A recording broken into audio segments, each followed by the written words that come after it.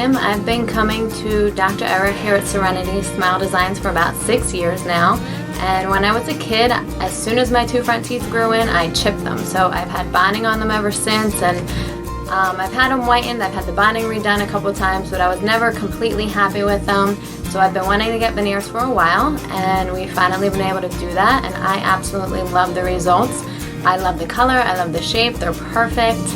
I take selfies with my kids all the time. I speak in front of people all of the time. So one of the things I've noticed is now when I take selfies, I don't have to Photoshop them. I used to Photoshop them to whiten up my teeth because they were kind of yellow, and now I don't have to do that anymore. And I am so happy with my results, and I would recommend Serenity Smile Designs and Dr. Erik to everyone.